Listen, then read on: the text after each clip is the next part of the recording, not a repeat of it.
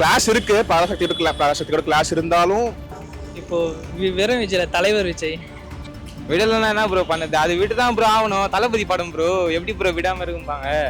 Dubbed அந்த Telugu dubbed மூவின்னு சொல்லிட்டு இருக்காங்கல்ல, தெலுங்கோட ரீமேக்னு சொல்லிட்டு இருக்காங்க. ஸோ ரீமேக் இல்லாமல் இருந்தால் நல்லா இருக்கும்னு ஃபீல் ஆகுது.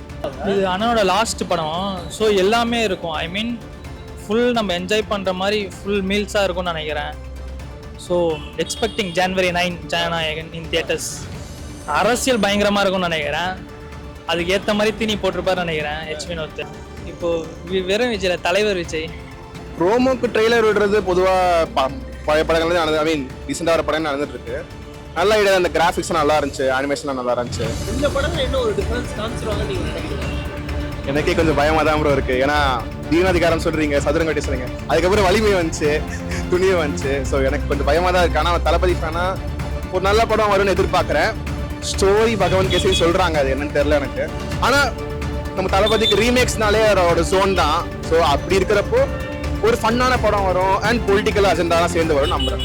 மேபி சம்திங் ரிலேட்டட் கரூர் இஷ்யூவா இருக்கலாம், அப்படி எனக்கு இருக்குன்னு தோணுது.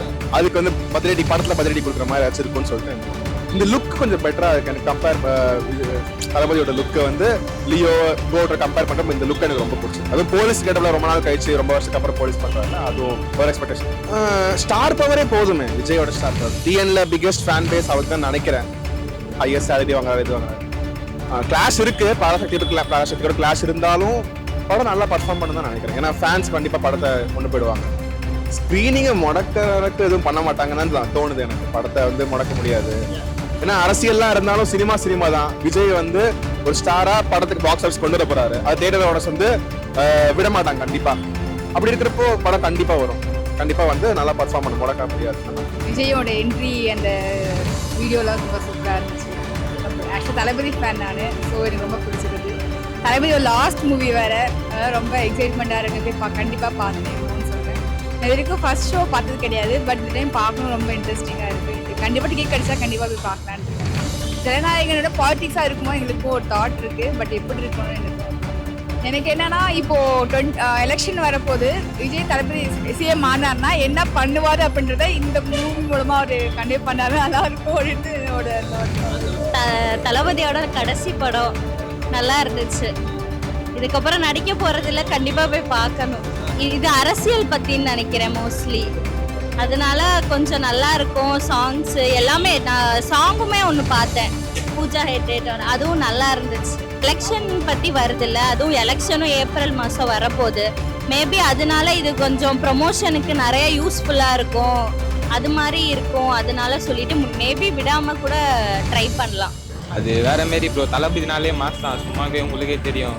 அனிருத் வேற மியூசிக்கல் பிளாஸ்டாக இருக்கும், ப்ரோமோவே பிளாஸ்ட்டு. இப்போ படம் வந்தால் பிளாஸ்ட் எப்படின்னு பார்த்துங்க. அவர் வந்தாலே பிளாஸ்ட் தான் ப்ரோ, அதுக்கு மேலே என்ன ப்ரோ வேணும். படம் சாங்லாம் வேறு லெவலில் ப்ரோ.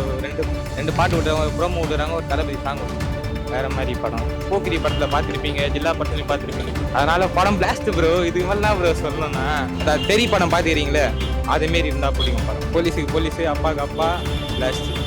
இதில் ரெண்டே டபுள் ஆக்ஷனா சிங்கிள் ஆக்ஷனா கூட தெரில, சும்மா ப்ரோமோ ஒண்டி தான் விட்டு காமிச்சுக்கிறேன். பார்க்கலாம், அதுதான் வெயிட் பண்ணுறேன். லாஸ்ட் படம் வேறு தலைப்பிரிது லாஸ்ட்டு தான் ப்ரோ. அது எப்படியோ தடை வந்து தான் ப்ரோ இருக்கும், அதெல்லாம் உடச்சி போட்டு தான் பொலிட்டிஷியன் ப்ரோ, மக்கள் ப்ரோ. அவங்க எப்படி சொல்கிறாங்க, இவங்க எப்படி சொல்கிறாங்கன்னா பார்க்காம தளபதிக்கோசம் போய் படத்தை பாருங்கள், சூப்பராக இருக்கும் படம். விடலைன்னா என்ன ப்ரோ பண்ணுது, அது விட்டு தான் ப்ரோ ஆகணும். தளபதி படம் ப்ரோ, எப்படி ப்ரோ விடாமல் இருக்கும்பாங்க.